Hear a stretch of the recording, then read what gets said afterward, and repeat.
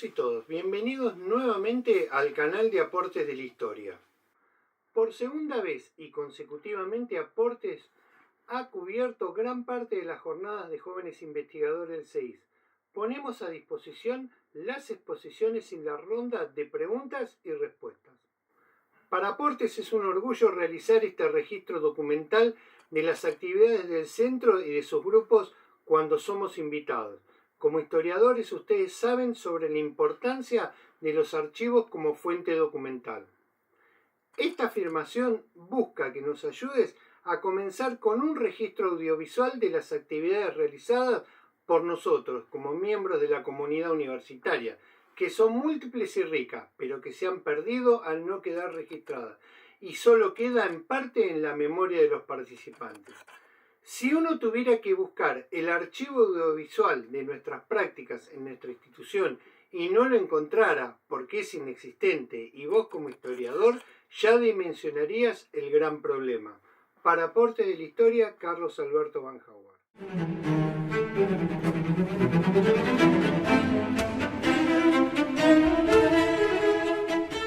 Bueno, buenas tardes.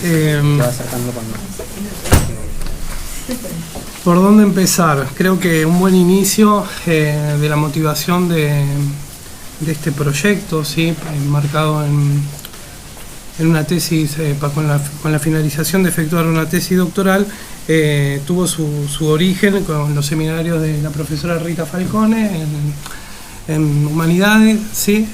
Seminarios que efectué hace unos años ya. Posteriormente realicé una licenciatura que también tuvo que ver con China, con la intelectualidad china a finales del siglo XIX y principios del siglo XX, y bueno, la atracción hacia lo chino empezó a estar incentivada desde los seminarios en la carrera de grado, y bueno, después una cosa va llevando a la otra. Los directores y los codirectores del proyecto de investigación son la doctora Bettina Favero por la Universidad Nacional de Mar del Plata y el doctor Carlos Kenan por la Universidad París III, en la Nouvelle Sorbonne, donde tuve contacto gracias a una profesora acá de la universidad, por allá por el año 2012. ¿Sí? Bueno, China, ¿cómo analizar flujos migratorios masivos a partir de un continente tan distante, tan diferente en cuanto a lo cultural, en cuanto a lo lingüístico? Presenta muchísimas limitaciones desde el principio, desde un comienzo, porque, por ejemplo, en el idioma tuve que hacer nivel de chino mandarín para poder acercarme o aproximarme hacia lo que es el entendimiento primero de la cultura y también acercarme a la fuente, ¿sí? Tener un conocimiento básico de el idioma. Otras de las limitaciones también idiomáticas fueron salir del español, ¿sí? Cuestión que estoy tratando de perfeccionar también en el laboratorio de la Universidad Nacional de Mar del Plata, porque cuando empieza a hacer el proyecto, lo que empieza a buscar son libros, es bibliografía. Uno de los primeros obstáculos fue encontrarme con una profunda limitación bibliográfica en español en todo lo que tenía que ver con China. Fue por ese motivo que tuve que encarar en un principio la parte lingüística para poderme acercar a la producción bibliográfica que se estaba haciendo en otros países. Obvio que Argentina, Latinoamérica en un principio, pero era tan escaso que tuve que salir de ahí para ver qué se estaba produciendo en relación al fenómeno migratorio. Cuando salí del castellano, del idioma español, que en un principio en una primera instancia me había parecido muy escueto la producción, me encontré con que era totalmente diferente en otras latitudes, en Estados Unidos, en Inglaterra, en Francia, ¿sí? En Alemania. Muchísimos autores abordaron los grandes flujos masivos de migrantes desde la República Popular China, ¿sí? Y desde el Imperio Chino, ¿sí? A grandes rasgos se dividen en 4 periodos bien definidos. De acuerdo a los autores que se tomen, cada autor va a tomar su periodización ¿sí?, en función a los movimientos de personas que hubieron desde la antigüedad hasta la época contemporánea. En el proyecto de tesis nosotros arrancamos desde 1989, ¿sí?, y teniendo como límite, ¿sí?, el 2015. Si bien nosotros tomamos de referencia la cronología que utilizan algunos sinólogos, como por ejemplo Poston y Mei Yu, sociólogos en Estados Unidos, o Hong Liu, ¿sí?, en Singapur, en la Universidad de Singapur, ambos sinólogos, dividen a los movimientos migratorios de la siguiente manera. Desde la antigüedad hasta el siglo XVIII, ¿sí?, fue aquellos movimientos que tenían que ver con comerciantes que se vinculaban, por otro lado, con lo que fue la famosa ruta de la seda, ¿sí? Y si bien los contactos con el imperio chino en un principio no alteraban las relaciones de poder ni económicas, por eso fue que perduró tanto tiempo, ¿sí? Era porque no había conflictos de poder. Esto cuando cambia, básicamente hay dos momentos bastante notorios que todos los autores lo mencionan, y esto tiene que ver con el relevamiento del estado de la cuestión, que es que mientras hasta finales del siglo XVIII van a haber contactos con Occidente, después de este momento sí va a haber un choque. El choque con Occidente que se produce a lo largo del siglo XIX va a caracterizar otro movimiento de otro nuevo flujo migratorio que tiene que ver con los culíes, ¿sí?, o trabajadores que migraban hacia territorio, en un principio Japón, para copiar los modelos, en otro momento a Europa, ¿sí?, y Estados Unidos también, todo ese gran siglo que tuvo que ver con los culíes, pero también con intelectuales que salían fuera de territorio del imperio para aprender de los avances que estaba teniendo el mundo occidental y de los cuales China estaba quedando atrasado, ¿sí?, entre comillas. Eso va a caracterizar, ¿sí?, un segundo momento, ¿sí?, de flujos masivos de personas que después se van caracterizando por diferentes aspectos, personas que van para determinadas objetivos o metas que nosotros englobamos dentro de grandes movimientos de masa denominados flujos, ¿sí? Un tercer movimiento tiene que ver con luego de la revolución de Sun Yat-sen en el 11, revolución burguesa, así que no va a traer cambios significativos. Las personas que van a movilizarse, ¿sí?, va a ser durante ya el periodo maoísta, después del 49, y que tiene que ver con personas que, no migraban con objetivos bien definidos, sino más bien escapaban, ¿sí?, o los movía, ¿sí?, este tipo de cuestiones.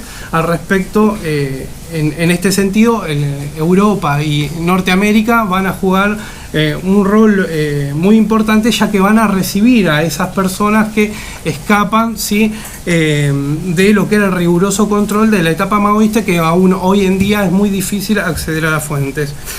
El último flujo, que es al que quiero llegar, es el que vamos a analizar nosotros, el que estamos analizando, haciendo todo el relevamiento y la lectura del estado de la cuestión, que me llevó aproximadamente 2 años, hace que vengo leyendo sobre literatura china, ¿sí? Hay muchísimos puntos en común, pero algunas diferencias importantes es que cuando se analizan los fenómenos migratorios para el caso chino, cuando se analiza el cuarto flujo, que tiene que ver con la apertura de Deng Xiaoping después del 78, ¿sí?, después de los fracasos del gran salto adelante de Mao, ¿sí?, o la gran hambruna que llamó Dicotter, ¿sí?, lo que tenemos es que, bueno, ¿qué es lo que vemos nosotros alrededor?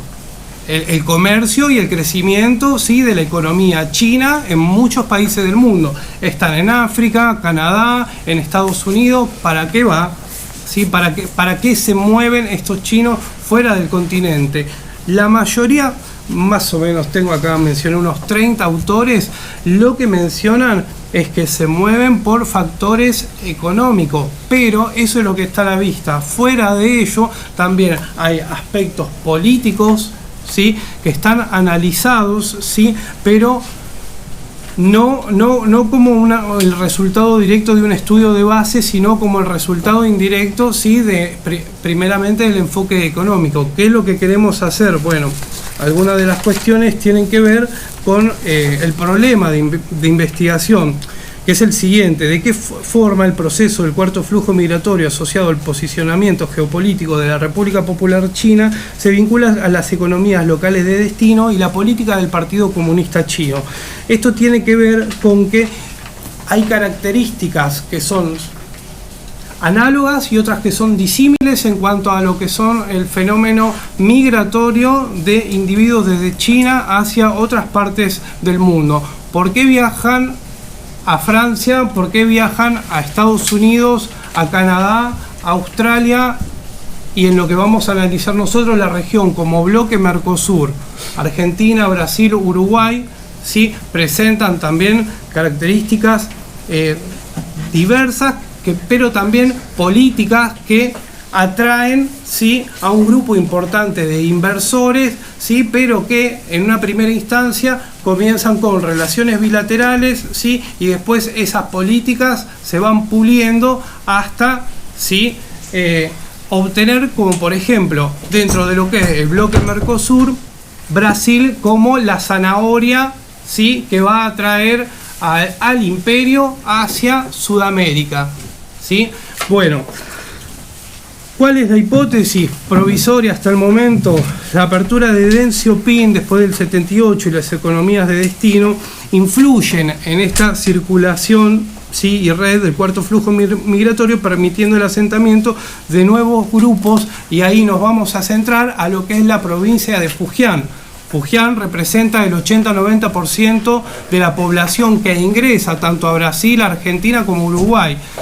Si hacemos un relevamiento de los datos que hay como fuente en el Banco Mundial, lo que tenemos es una entrada muy notoria de personas después del 80, en Brasil y en Argentina, no así en Uruguay, pero hacen asentamiento en lo que serían los migrantes irregulares, ¿sí?, o migrantes económicos.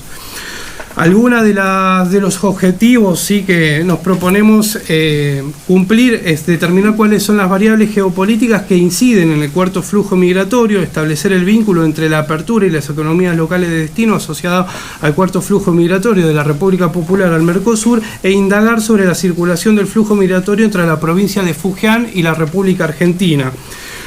Los objetivos ya más específicos tienen que ver con determinar las políticas económicas del Partido Comunista Chino en relación al cuarto flujo migratorio desde la República Popular al Mercosur, y establecer el vínculo entre el cuarto flujo migratorio, pero desde Fujian hacia Mar del Plata, vinculados a las economías locales de destino, que lo que vemos nosotros es el famoso chino de la esquina, pero no solo se limita a eso, hay un montón de cosas detrás de eso que tienen que ver tanto con política como con economía.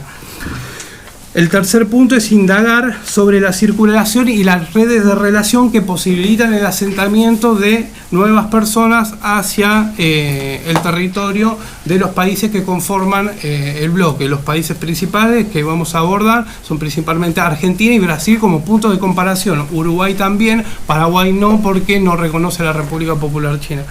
No, creo que me pasé ya por ahí, pero para redondear, sí, quiero remarcar, sí, e insistir la importancia que tiene el estudio de China, sí, en todas partes del mundo. Es muy importante alentar la formación de seminarios, de proyectos, porque es un tema que está en auge, es un tema que está siendo muy estudiado en todas partes del mundo, que tiene sí muchísimas limitaciones. Más fácil estudiar algo que sea en propio idioma, sí, pero bueno, es súper importante remarcar el tema de China, creo que es el tema del momento, ¿no es cierto? Así que bueno, gracias.